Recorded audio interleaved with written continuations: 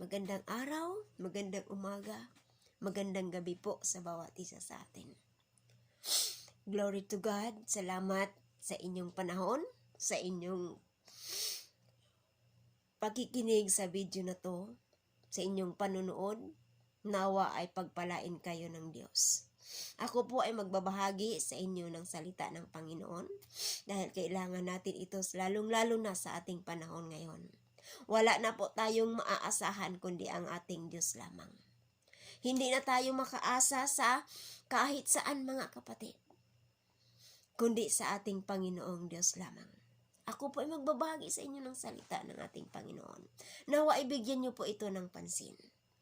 Dahil ito po ay isa po na pagkain natin sa araw-araw. Dahil sinabi ng Panginoon na hindi ang tao nabubuhay sa tinapay lamang kundi sa bawat salita na lumalabas sa bibig ng Diyos. Kaya sa oras na ito, narito po ang salita ng ating Panginoon dahil sa panahon natin ngayon, wala na pong sambahan, wala na pong fellowship, pinagbawal na po ang pag-ipon-ipon. So, nawa ay itong video na to ay makarating sa inyong mga mobile ngayon, saan mang bansa, saan man banda. Nawa ay bigyan nyo to ito ng pansin.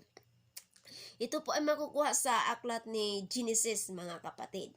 Genesis chapter 3 verse 8 to 9 nga nagsasabi, "And they heard the voice of the Lord God walking in the garden in the cool of the day, and Adam and his wife hid himself from the presence of the Lord God amongst the trees of the garden. And the Lord God called unto Adam and said unto him, Where thou art?" Amen? Isang araw ang Diyos ay naglalakad sa Garden ng Eden. Sa isang napakalamig na panahon, napakaganda ng sitwasyon. At narinig ni Adan at saka ni Eva na ang Diyos ay paparating. Sila ay nagtago sa mga puno ng kahoy. At tinawag ng Diyos ang tao. Tao, asa ka? Tao, asa ka? Ito mga kapatid ay bigyan natin ng pansin. Ang Diyos ay naghahanap ng tao.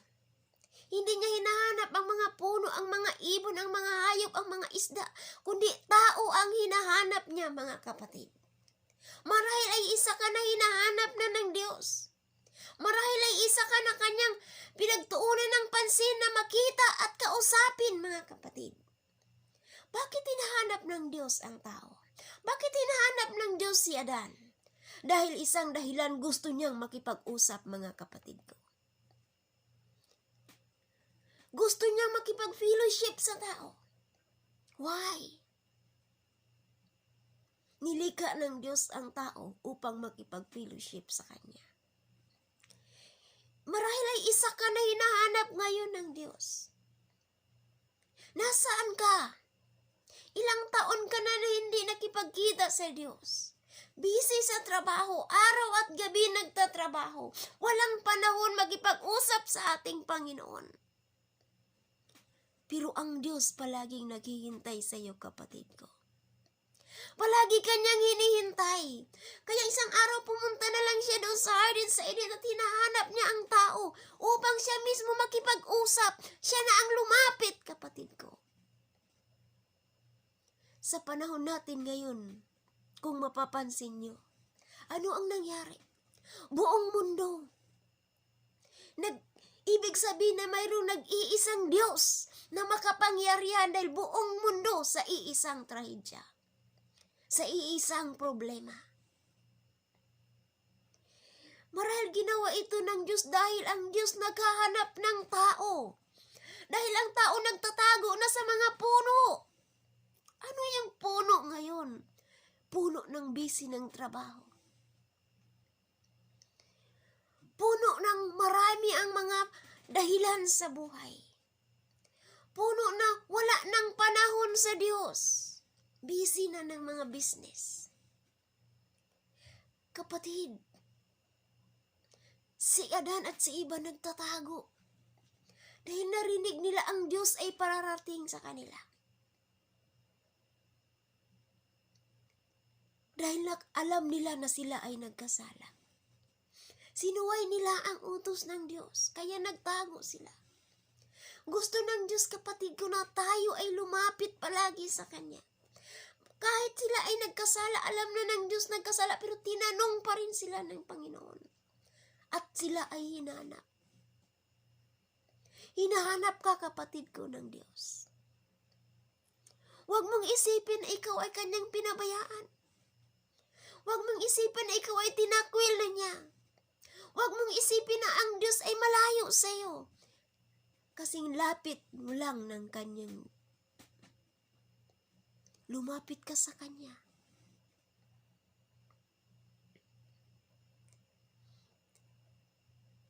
Katulad sa atin mga OFW.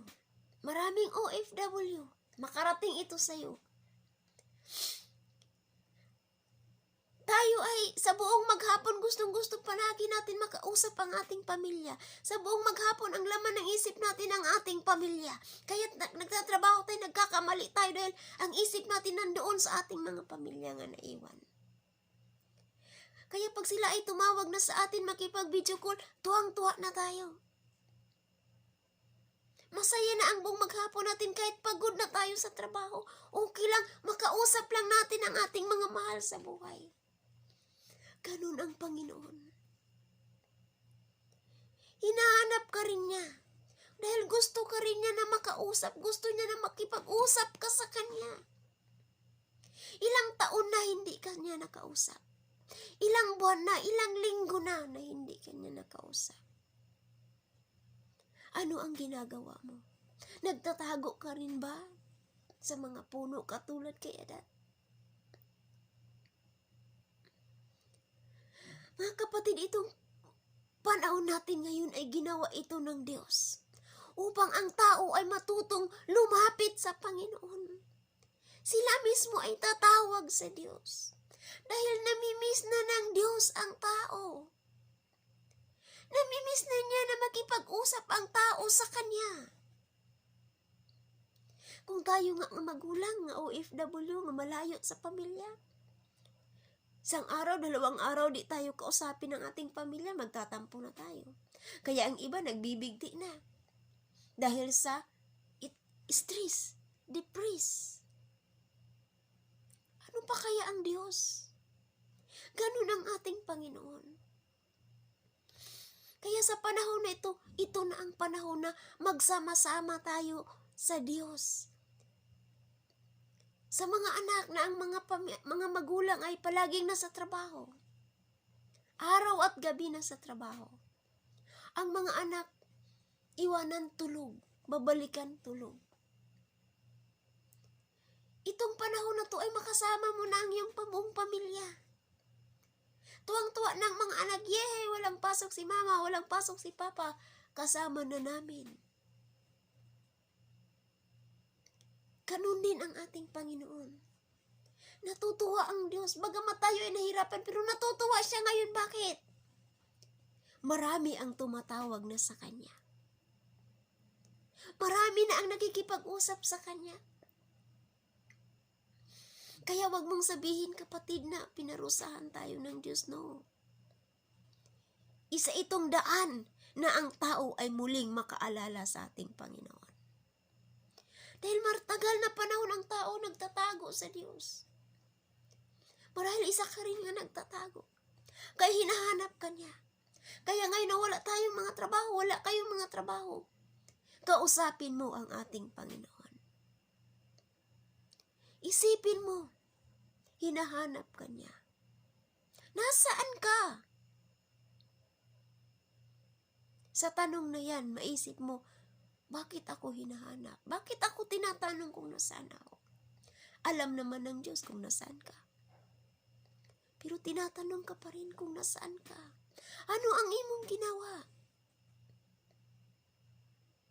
Ikaw ba ay masaya sa kinalalagyan mo? Nagtatago ka ba? Dahil hindi mo sinunod ang sabi ng Diyos? Ano ba ang kasalanan dito ni Adan at saka ni Eva? Bakit sila nagtatago? Dahil kinain nila ang bunga ng puno sa pagkilala ng mabuti at masama. Yun ang utos ng Diyos na huwag kayong kumain. Pero kumain sila, kaya sila'y nagtatago dahil sila'y nagkasala. Kaya ang tao pag nagkasala ay nagtatago. Nagtatago sa gobyerno. Nagtatago sa otoridad. Lalo na sa Diyos nagtatago. Pero ang Diyos ay hindi natin mapagtaguan, kapatid ko. Hahanapin at hahanapin ka rin niya. Saan ka mang dako ng mundo, hahanapin at hahanapin ka niya. At nakikita ka niya kung nasaan ka ngayon. At kung ano ang iyong ginagawa. Isipin mo ng mabuti. Isa ka rin ba na tinatawag ng Diyos kung nasaan ka? Isa ka rin ba na pinagtuunan ng pansin ng Diyos na hanapin sa buong mundo?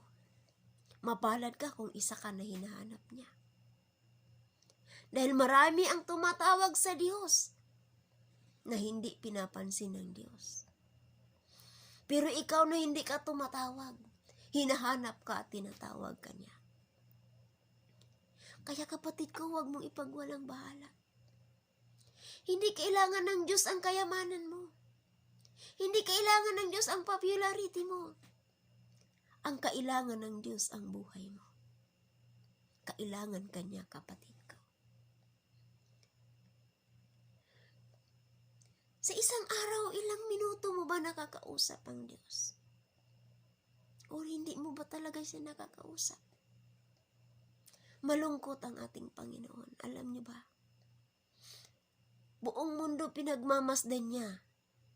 Nakikita niya kung anong ginagawa ng tao. At siya'y nalulungkot. Dahil ang tao busy na sa mga bagay na makamundo. Hindi yun ang plano ng Diyos. Ang plano ng Diyos, ang tao ay maging mabisi sa paggawa ng mabuti sa Kanya. Kaya kapatid ko, tandaan mo, hinahanap ka na ng Diyos. Hinahanap ka na ni Jesus. Wala nang simbahan ngayon. Pinagbawal na mag-ipon-ipon. Kaya ikaw mismo, sarili mo ngayon ay lumapit ka sa Diyos. Sagutin mo na, Panginoon, Jesus, narito ako. Nandito ako. Bakit mo ako hinahanap?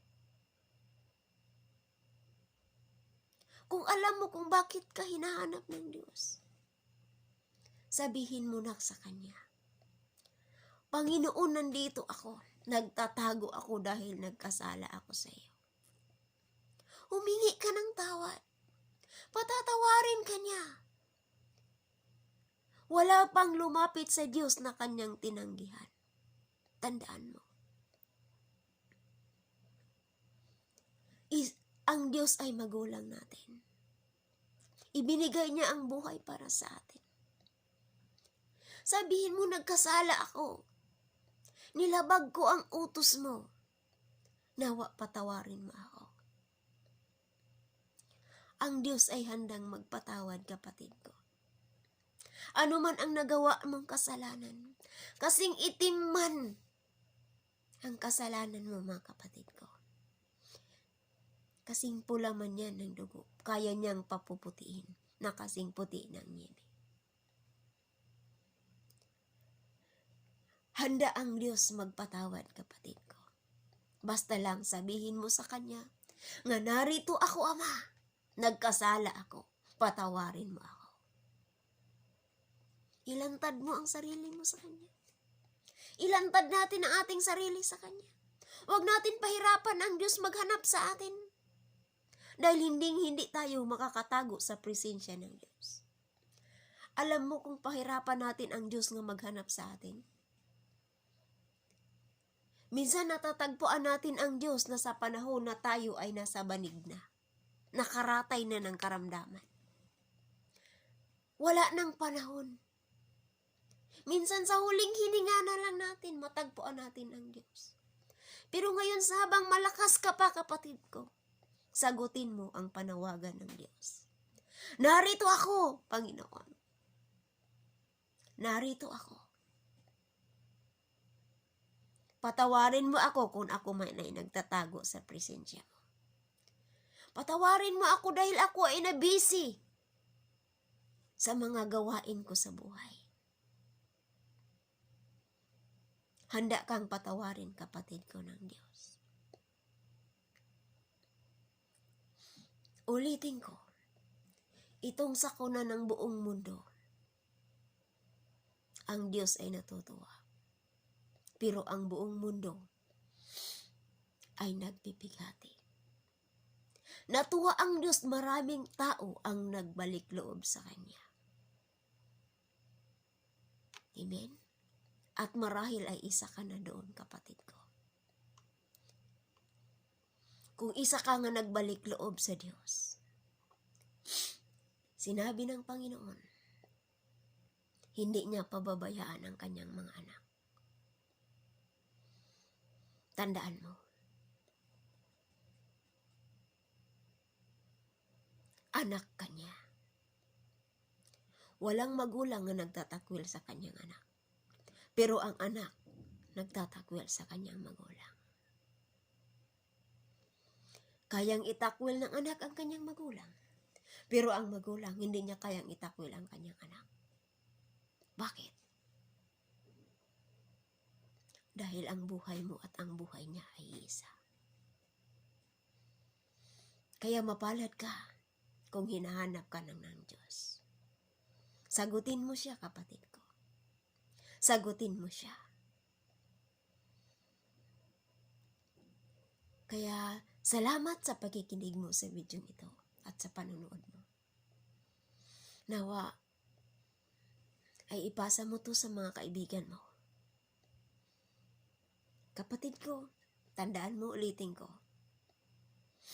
Natutuwa ang Diyos sa nangyari ng mundong ito ngayon. Dahil maraming tao ang nakakalimot sa Kanya. At kung anak ka niya, hindi ka niya pahihirapan. Buong pamilya mo, ililigtas niya. Si pangako niya na isa man sa pamilya maligtas, buong sambahayan ay maliligtas. Ibig sabihin, saan ka mang bansa ng mundo, ligtas ka man dito sa Saudi, pamilya mo sa Pilipinas ay ligtas din. Sabihin mo lang, Panginoon, narito ako. Kung ako man ang hinahanap mo, narito ako, sasagutin kita. Maraming salamat. At tayo ay manalangin. Panginoong Hesus, purihin ka sa gabing ito. Napakabuti mo, Ama. Salamat sa iyong mga salita. Salamat sa mga anak mo nga nakikinig, Panginoon, at nanonood sa video ito.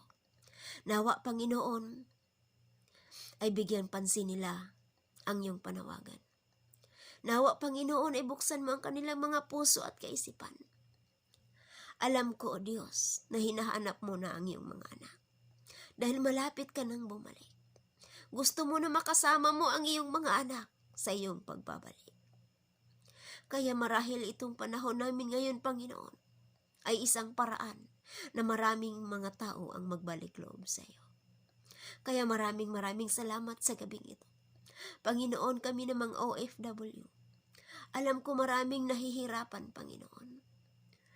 God, huwag mo po kaming pabayaan. Ang aming mga amo, Panginoon, ay tulungan mo po sila na kami ay maunawaan nila. Tulungan mo sila na kami ay ibigin nila, Panginoon. Ang aming mga pamilya, O Diyos, nga nandoon sa aming mga tahanan nga naiwan sa Pilipinas. Panginoon, Ikaw, O Diyos, ang magprotekta sa kanila. Ingatan mo po sila araw at gabi. Huwag mo pong pabayaan na sila, O Diyos, ay madapuan ng anumang karamdaman na gawa ng kaaway. Kaya, Panginoon, sa gabing ito, tinatawag mo ang iyong mga anak. At tulungan mo kami, O Diyos, na kami ay sumagot sa iyong panawagan. Tulungan mo na kami palagi makipag-usap sa iyo, Panginoon. Kaya purihin ka, O Diyos. Marami, Panginoon, ang nahihirapan. Marami ang hindi na nila alam kung ano ang gagawin. Marami ang nalulungkot, Panginoon. Marami ang wala, Panginoon, hindi nila alam kung ano ang gagawin. Naguguluhan na sila. Marami ang nakaratay, Panginoon, sa banig. Marami, Panginoon, ang nakaratay sa ospital. Lord God, O Jesus, ang lahat ng ito, ikaw ang nakakaalam. Hindi namin kaya itong kontrolin, ikaw lang, O Diyos.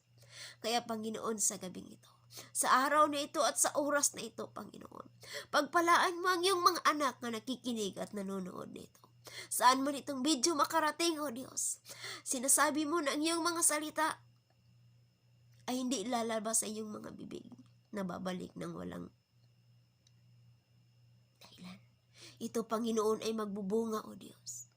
Magbubunga ng gantimpala, Panginoon. Pagpalain mo ang iyong mga salita kung saan man ito makarating. Kaya Lord, purihin ka, Panginoon. Pagpalain mo ang iyong mga anak. Maraming salamat, O Jesus. Ang lahat ng kapurihan, binabalik ko na sa iyo sa pangalan mo, Jesus. Amen and amen. Praise God.